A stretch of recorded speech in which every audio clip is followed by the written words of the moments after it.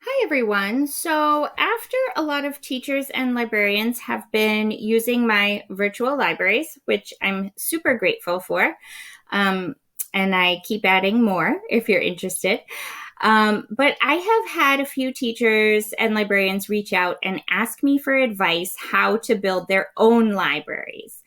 Now, I will tell you, there are already some really good basic tutorials on YouTube to give you the basics of how to slap one together. So I'm not going to try to recreate that. But I have learned some really valuable tips and tricks over time that I want to share with you to hopefully make your life a little easier. And as always, you are welcome to go to my website and copy any of these templates for free. And the website is posted in the description below. So I really learned how to do this because another educator posted their Bitmoji classrooms for free. And I kind of took the idea and ran with it and saw what they did and sort of messed around with it and taught myself. But I want to make it a little easier on you. So let's get started. First thing, we're going to do a new slide template. You can do this in a lot of different ways. You can go to your waffle and go to slides and do new if you have it down in your toolbar. Or of course, you can just type in slides.google.com. I'm in my drive, so I'm just going to go to this nice new button and I'm going to select slides and I'm going to do a blank presentation, not a template, a blank one. So first things first, it gives me this title slide. It gives me themes. I don't even want to mess with this. I'm going to X out. There are different ways you could do this. You can right away click on these boxes and delete them. Or the way I do it is I go over here to the plus button. I hit the drop down. I find a blank one, click it, go back to the first one and just delete that whole slide. So I have a blank template without going through deleting all the different boxes. Next step, I need to name it. I haven't done a Mother's Day library yet, so that's what I'm going to do with you today. And that way I know I can always find it because it's named. All right, so the first thing most people will tell you to do is to put in a background.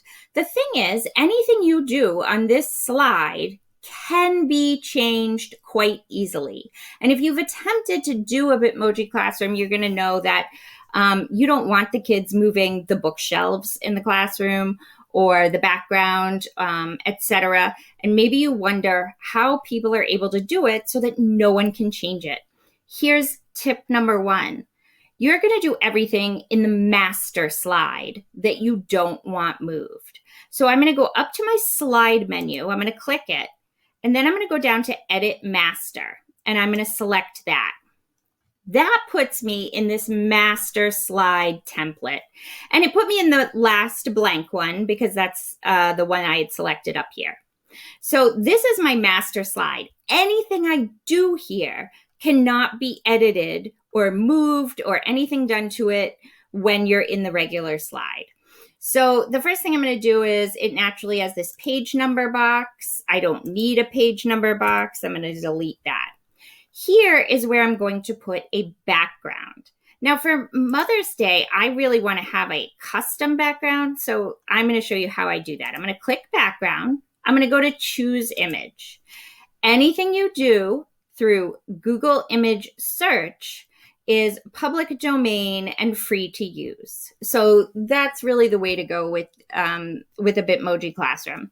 And you probably already know that the easiest thing to do is search for wall and floor or floor and wall. You'll actually get different results depending which one you put first. So if you don't find something you like, try it the opposite way around. Now, I know that I'm guessing that most Mother's Day backgrounds might have a little bit of pink in it. So I kind of want to go with a flooring that brings out some pink. So I probably want to go with either something kind of light colored, or I really like this rainbow one, but I don't want a tree that I can't move. I'm going to cover the back wall anyway. So the shadow doesn't bother me. I'm going to pick this one and then I'm going to insert it. And you'll see that it goes in on my master slide. Now you'll also see that if you look over at this slide, it's there too, because anything I do on the master is going to show up here, but you won't be able to change it over here. So I have my background. I want a cool wallpaper back here. So I am going to go to Insert, Image. Again, I'm going to search the web because I want things that are public domain. And I'm going to say Mother's Day wallpaper and see what pops up. Okay, so I have a lot of different options, and obviously you can go through and find what you like. What's really cool is if you insert something you don't like, you can go back and try again really easily. So let's see, that's kind of cool, but maybe a little garish. All right, I'm just going to go with the first one for the sake of expediency, and I'm going to insert it. Now, I want this to be my wallpaper, so I'm going to line it up with the corners. And you'll notice that the lines turn red when you hit the edges or when things are centered, so you really know what you're doing. Now, if I just drag this up, it's going to kind of distort the image. And I see that I have a lot of dead space down here. So what I'm going to do is actually crop this one. And you crop an image by just double clicking. And you'll see that the outline turned black instead of blue with a little straight line. And I can now drag that up to put it where I want. And then double click on it again. And there it's done, my cropped image. I like that. It brings out the pink in the floor. Perfect. But I kind of want a little baseboard here. So sometimes when you put in your own image as wallpaper, it will cover the baseboard, or maybe the baseboard that was there doesn't match. That's fine. Easy way to put in a baseboard. Go to Shapes and select a rectangle and pop it in there. And then, of course, you want your baseboard to run from side to side. And you want your baseboard to be a little skinnier. And then you want to put it between your wall and your floor. Okay, so white is nice. It brings out the daisies, but let's say you want a different color. When it's selected, you just go to this fill right here, fill color, and you click on it, and it shows you what's selected right now. Let's say I want to go with something sort of mauvey purple to bring out the flowers. Okay, and there we go. I have my baseboard. All right, and so that's how you can change the color. And now I have my floor, my baseboard, my wall. And you will see that if I go out of the master slide and back here, I can't move anything, and neither can your students. So the same goes for things like bookshelves and rugs. These are usually things I do not want people to move. So I'm going to go back to my master slide and edit the master. And this is where I'm going to put in my bookshelves. And again, I'm going to insert image from the web. Now, here's the key with things like bookshelves and rugs and other images besides wallpaper. You need to remember to type in transparent, whatever you want. So if I want a bookshelf, I need to type in transparent bookshelf. That does not mean an empty bookshelf. What it means is there's no background. And it would be the same with a rug, because if you just type in rug, you're going to get a rug with the floor. And if you want to make sure that the image you're selecting is more like a sticker with no background, typing in transparent is key. So let's go ahead and find a bookshelf. Now, I could just put in a standard bookshelf. This one, I think I want to do something a little different. I think I want single shelves that I can sort of position around the image the way that I want. So I'm looking down for a single shelf. There's one. It doesn't really fit with my theme. That one, it's a little better.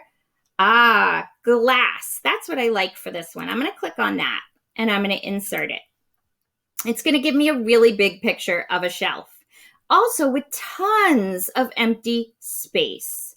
And that's just going to make it likely that I'm going to click on it by accident. So again, I'm going to crop it. I'm going to double click, and then I'm going to drag the black lines closer to the image so that I don't have all this dead space around it, so that when I click on the shelf, I'm actually just clicking on the shelf to move it and nothing else by accident.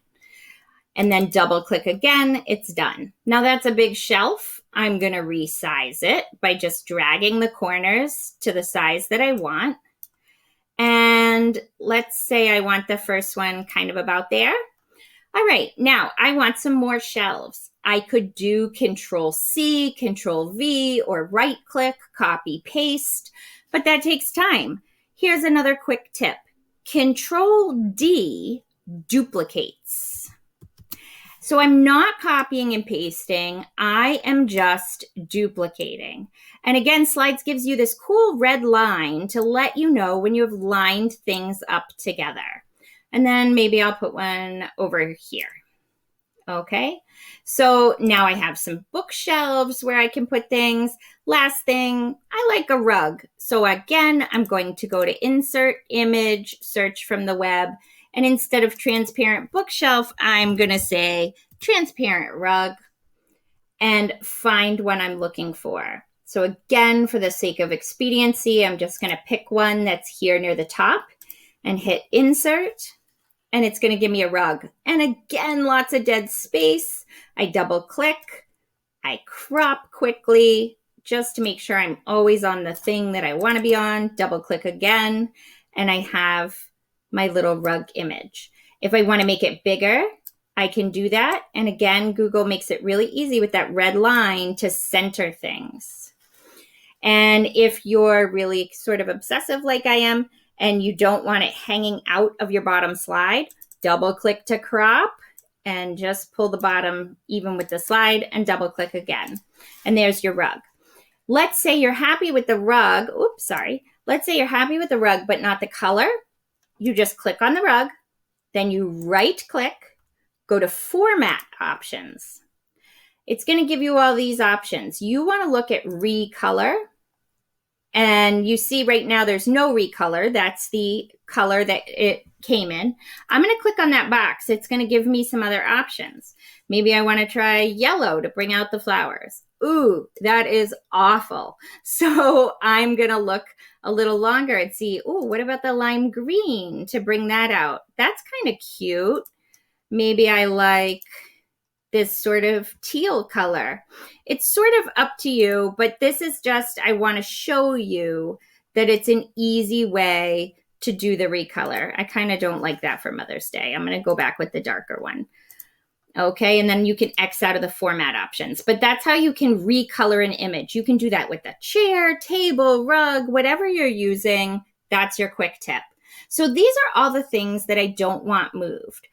One other thing that I really like to do in my libraries is if I go into a library, let's see, I'll go into Choose to Be Nice. And you're going to see that in every library, I have where it says original slide by, and I usually have a little bookworm hidden somewhere. So it's taking a minute to load because I have a lot of windows open. I apologize. But here, I am going to go to my master slide for this because I know that's where I put, oh, not on this one. This was one of my first. So I'm going to, I want to copy this. I want to copy the original slide by, and I want to copy my bookworm. So I'm going to hit Control C because I want to take these with me to my new library. And here, I'm going to make sure I'm doing it in my master slide, and I am going to paste them. So now nobody can move this. This is now in my master slide, and it can't get moved or taken away. And then the bookworm, I tend to kind of hide in a little bit different place on every slide. It's just sort of a fun way for the kids to do a bit of I Spy. So now I have the things that I want to stay here permanently. And I can go back to my regular slide, and you will see I can't move these things. I can't change these things. It's just like a picture in the background. Perfect. That's what I wanted. So for myself, the 3 things I always do are putting that I made for this original slide. I put a little bookworm for the kids to find. And of course, I do a Bitmoji. So I had already searched for Mother's Day in Bitmoji and found this one. I'm going to right click and copy the image. And I'm going to paste it. And then I'm going to resize it. But obviously in a Bitmoji classroom, your Bitmoji is key. So I guess for right now, I'll put it right there. I could also sort of do it here. It just sort of depends where I think this is something I'd move around later, but it's there. I have my Bitmoji, I have my credit, and I have my little fun game for the kids to play to find. So now I'm ready to add books and Gifs, etc. If you want to put in an image and you can't find one that is transparent already, sometimes you will search the web for something transparent, but you get something that isn't, okay? So let's say I did transparent flowers. Now, these I can tell probably do have a transparent background. This one obviously does not have a transparent background, okay? This one does not have a transparent background. It's gray. So here's a tip. If you find something that you really, really love and you want to use, but it's not transparent, save that image to your computer. Go to a website called Removebg. It is so easy to use. It's free. You go to Removebg. It's going to ask you to upload the photo. So you just pick your file from your computer of whatever image you've saved, and you click Remove BG, Remove Background, and it does the work for you. And then you save the image as a new transparent image that you can use in your library. So that is another really big tip, is that Removebg comes in very, very handy. And it's free and it's easy. Great things. So next tip is when you want to put in a GIF from Giphy. There are a few ways you can do it, but copying and pasting a GIF is one way that does not work, because you will paste it as a solid image and not as a moving GIF.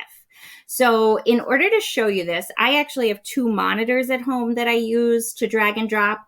But here, I am going to just split this screen into 2 windows to show you. So I went to Giphy.com and I typed in Mother's Day, and it starts me off on the Gifs page.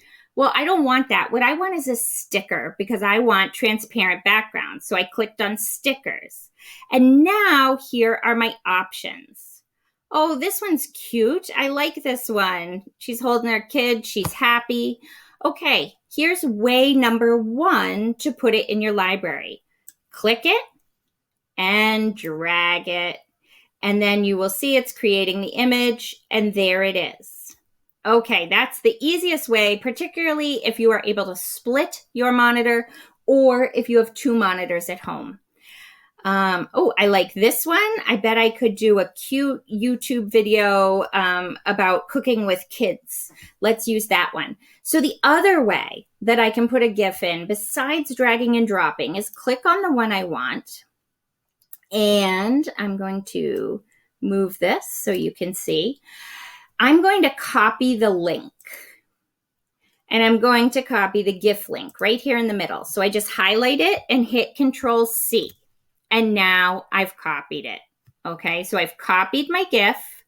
Then when I come back here to my slide, I can go Insert, Image, by URL, by the link, and click that. Then I'm just going to paste that link and hit Insert. So this is probably an easier way if you only have 1 monitor with no split screen. But the drag and drop is definitely better if you have the ability to have 2 monitors or split your screen. It's obviously just a little easier. So I think I'm going to do cooking over in this corner. Maybe I want to move it a little lower so that that white is right at the edge for the countertop. There we go. And then I can adjust the size, etc. On this one, oh, I'll put her like right in the middle. She's so cheery. And there we go. You can also always flip images. If you have something that you like, but it's facing the wrong way, just right click, go to rotate, and flip horizontally. And you see now she's waving in the other direction. So rotate, flip horizontally. You can also, of course, flip vertically, etc. But most often in something like this, you're going to be using it to change which direction it's facing. So that's how you get a GIF into your Bitmoji classroom. And of course, I am going to also want to put in books.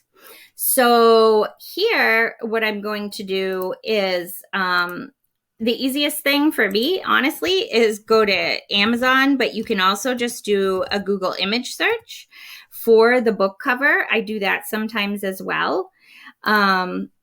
But for me, yeah, I'm going to just go to Amazon. So again, I'm going to split my screen so you can see. I'm going to type in, I have a book recorded. Oop, that's not what I wanted. I have a book recorded called I Love You Stinky Face from a mom to her kid. So I see I Love You Stinky Face. That's the book I want to use. So I found the image. I'm just going to right click and I'm going to copy image. All right, now I'm going to get rid of that so that you can see this bigger on my screen. And now I'm just going to right click and I'm going to paste. And there's my book. And I can resize it to fit on my shelf. I usually want to fit like 2 books on a shelf. So keeping that in mind, obviously you're going to resize all of this however you want. I like on books to do a border. So while it's selected, I go to format, I go to border, I go to border color. Now, depending, if I have a dark background, I tend to do the border in a lighter color. If I have a light background like this pink, I kind of like this third one in this darker gray. And then I want to make it slightly thicker. So in border weight, I'm going to go to 2. And you can see it just sort of outlines the book a little bit to make it pop a little more. And then, of course, the other thing that I'm going to want to do is link that to my recording. So I'm going to select the book and I'm going to click up here on link. And again, I will split my screen so that you can see what I'm doing on YouTube. I have pulled up the book, the recording of I Love You Stinky Face, and I hit the share button so that I have the link and I'm going to copy it. And then I'm going to come back over here and I had clicked this, click on the book and click link. And then I'm just going to paste it and apply. All right, let me get rid of that. And what happens now is that is linked. And if I come to click on it, I have the link and that's going to pull up the recording of the book. And obviously for students, if it's in presentation mode, it's going to work beautifully. And you would do the same thing with Gifs if you want to link them to a YouTube video. If I find a cute cooking for kids YouTube video, cooking with mom, I would just click on this and click link and put that YouTube video right there. So another tip, if you find videos that have ads, what I do is I go to what used to be called Safe YouTube. It is now called Video Link. But if you go to this site and you put in a YouTube video, it generates a new link that that is totally safe with no ads, etc. on it. So really, really handy. And I accidentally closed out my library. So I'm going to reopen it back up. And obviously, that's just nice because there are some YouTube channels where there's a lot of ads, etc. Or if you don't want kids distracted by the videos on the side, going to Safe YouTube, which is now video.link. It's free, it's easy, and it just puts the videos into a child safe format. All right, so those are my main tips and tricks for creating these. Really, again, use your master slide for the things that you do not want anyone to move, especially if you're not using a simple background, but you're using your own image as a wallpaper, etc. But your bookshelves, your rugs, etc. That's where you want to do it in your master slide. And tip 2, whenever you're searching for an image like a bookcase or a rug, you want to make sure that you type in transparent first so there is no background.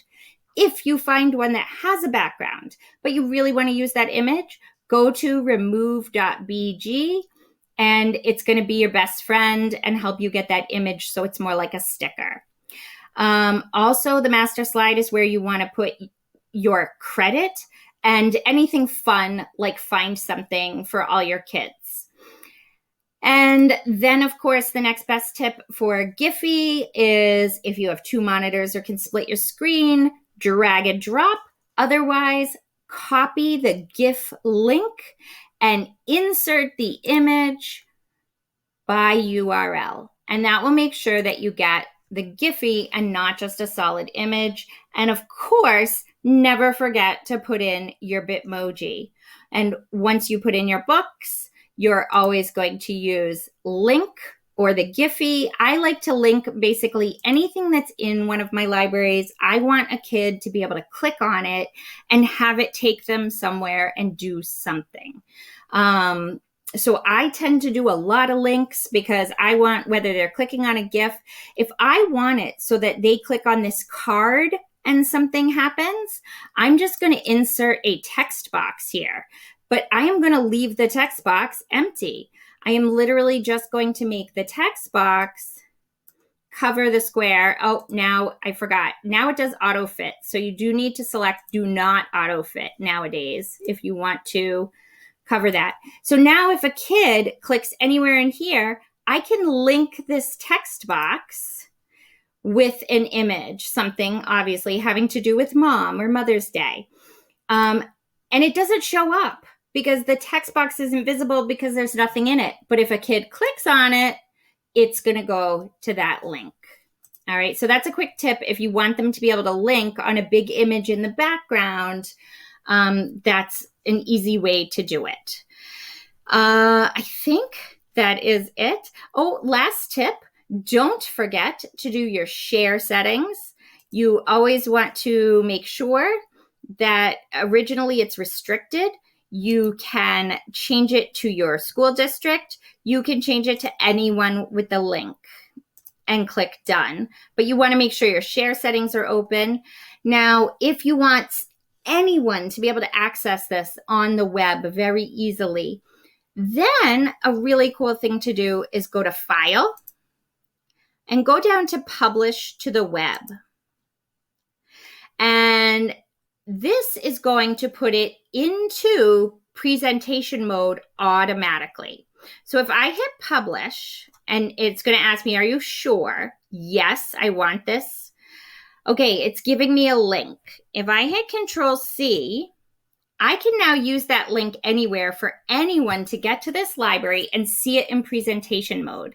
And I'm going to show you by going to a new tab, and I'm going to just paste that link into my browser and hit enter. And you can see that what the kids would get is your library in presentation mode. So when they click on something, they're not getting the drop down with the link. It just works. So if they want to watch this book, they're just clicking on the book and it's pulling up the YouTube video that goes with the book. All right, so the publish to web is great as far as making it in forced presentation mode. And if you use Google Classroom, you would just attach it to an assignment or to an announcement in the stream, you would just attach it as a link. And it would take them directly to that classroom, to that library in presentation mode. Remember, that means they wouldn't be able to edit. So you don't want to use that for a slide that you need them to actually manipulate or do things on. It would solely be for the purpose of something like this, where you don't want them moving things around, deleting things by accident. You just want them to see it in presentation mode from the get-go. That is a really great way to do it. You can also do the forced present if you know how to do that, which is when you get your share settings, this link, anything after the last backslash, you just delete and type in present. But honestly, publish to the web is just easier. And you can, like I said, you can connect it in Classroom or anywhere with that link, and it just takes kids to the classroom or library in presentation mode, and it works terrific. So I hope that was really helpful for everybody. I hope that that gave you some new tips and tricks. Remember, if you just want to be able to mess with this yourself and sort of see how I did it all, please feel free to copy any and all templates that you want and use them. The link is in the description below. Thanks, guys.